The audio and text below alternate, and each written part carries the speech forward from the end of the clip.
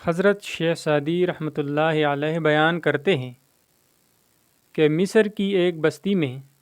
ایک گوجری پوش فقیر رہتا تھا اور وہ کسی سے کوئی بات نہیں کرتا تھا۔ اس کی یہ خاموشی دیکھ کر لوگوں کے لیے اس کی بزرگی کی دلیل بن گئی تھی، اور وہ لوگ اسے اللہ عز و جل کا نیک بندہ جان کر ہر وقت پروانوں کی طرح اس کے گرد منڈلاتے رہتے تھے۔ اس شخص کی شامت اعمال دیکھیے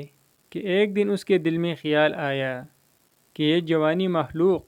میرے گرد جمع ہوتی ہے، یہ سب میرے صاحب کمال ہونے کی وجہ سے، اور مجھے چاہیے کہ میں ان سب پر اپنے کمال ظاہر کروں۔ اگر میں اسی طرح خاموش رہا تو یہ لوگ کیسے جان سکیں گے کہ میں کتنا عالی مرتبت بزرگ ہوں؟ یہ خیال آتے ہی اس شخص نے اپنی خاموشی توڑ دی اور آنے والے عقیدت مندوں سے گفتگو کرنا شروع کر دی۔ اگر وہ واقعی میں صاحب کمال ہوتا تو اس کی حکمت و دانائی کی باتوں سے لوگوں کے دلوں میں اس کے لیے عقیدت زیادہ ہو جاتی، لیکن وہ جاہل تھا، اس لیے جب اس نے لوگوں سے الٹی سیدھی باتیں کیں تو لوگ اس سے متنفر ہونا شروع ہو گئے اور اس کے پاس آنا چھوڑ دیا، اور لوگوں کی اس سے عقیدت ختم ہو گئی۔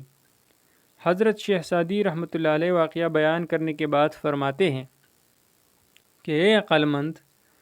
خاموشی تیرے لیے باعث عزت ہے، اور یہ ایک ایسا وصف ہے جو تیری جہالت کو چھپاتا ہے، پس تجھ پر لازم ہے کہ تو بغیر ضرورت کے اور بغیر سوچے سمجھے گفتگو نہ کرے کہ تیرے عیوب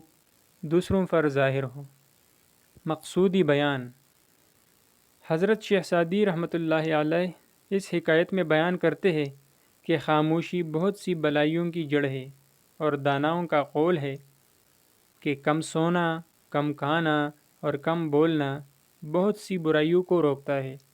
اور جو انسان کم گو ہوتا ہے اس کی زبان غیبت، چغل خوری اور دیگر گمراہ کرنے والی باتوں سے محفوظ رہتا ہے۔ ہمارا چینل سبسکرائب کریں۔ شکریہ، مہربانی۔